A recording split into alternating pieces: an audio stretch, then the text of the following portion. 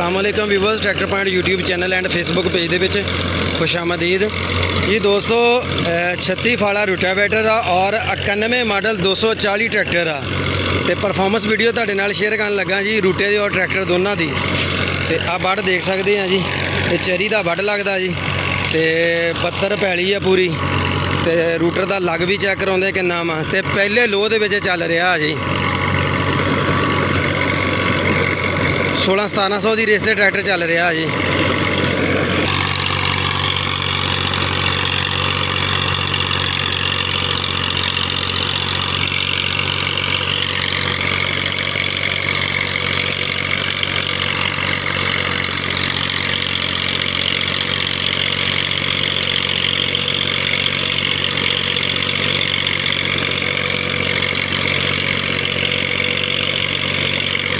वैसे तो दोस्त 240 के नाल 48 फाड़ा भी चलाते हैं, कोई 42 फाड़ा भी चलाते, लेकिन बेस्ट ये 36 फाड़ा भी ठीक है, 42 फाड़ा भी ठीक है, क्योंकि ट्रैक्टर सौखा रहिंदा दोस्तों।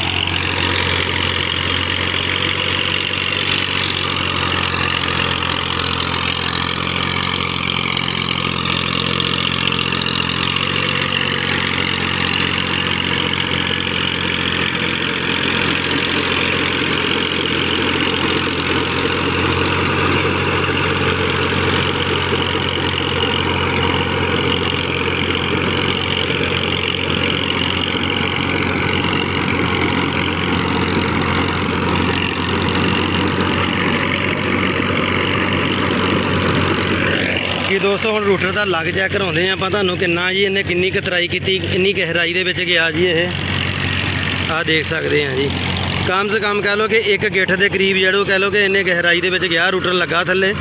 ਬਾਕੀ ਜ਼ਬਰਦਸਤ ਕਤਰਾਈ ਹੈ ਜੀ ਇਹਦੀ। ਇਹ ਚਰੀ ਦਾ ਵੱਢ ਲੱਗਦਾ ਜੀ।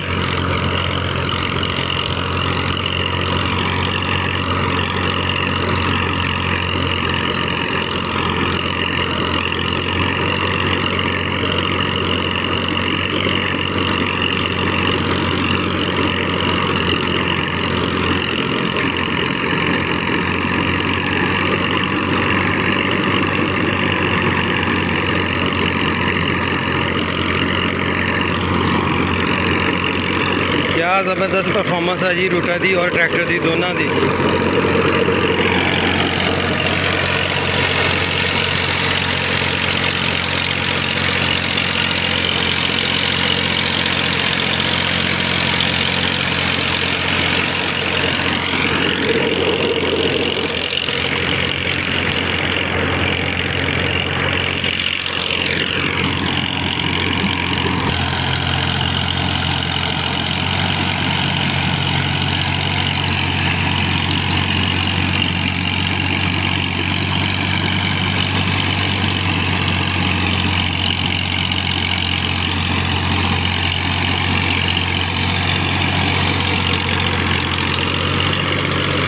जगह थोड़ी जी ज़्यादा गिली है, इस जगह से रूटर जोड़ा कह लो कि पूरा बेच के नहीं लग रहा।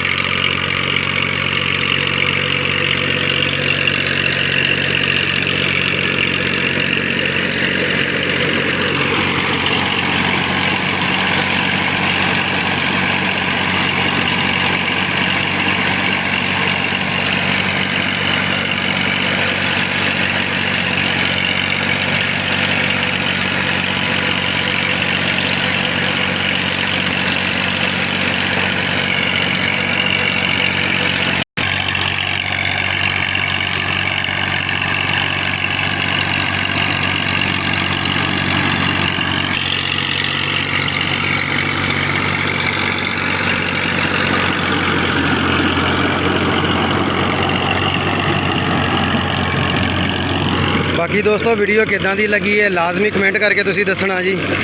ਬਹੁਤ ਵਧੀਆ ਰੂਟੇ ਦੀ ਪਰਫਾਰਮੈਂਸ ਸੀ ਜੀ ਔਰ ਟਰੈਕਟਰ ਵੀ ਮਾਸ਼ਾਅੱਲਾ ਪੂਰਾ ਤਕੜਾ ਵਾ ਜੀ। ਅੱਗੇ 240 ਜਿਹੜੇ ਚਲਾਉਂਦੇ ਆ ਉਹਨਾਂ ਨੂੰ ਪਤਾ, ਜਿਹੜੇ ਇਹਦੇ 240 ਦੇ ਸ਼ੌਕੀਨ ਆ ਟਰੈਕਟਰ ਉਹੀ ਇਹਦੀਆਂ ਖੂਬੀਆਂ ਨੂੰ ਜਾਣਦੇ ਆ। ਔਰ ਬਾਕੀ ਵੀਡੀਓ ਜਿੱਦਾਂ ਦੀ ਵੀ ਲੱਗੀ ਆ ਜੀ ਲਾਜ਼ਮੀ ਕਮੈਂਟ ਕਰਕੇ ਤੁਸੀਂ ਦੱਸਣਾ। ਬਹੁਤ ਸ਼ੁਕਰੀਆ। ਅੱਲਾ ਹਾਫਿਜ਼। Thank you for watch tractor point ਜੀ।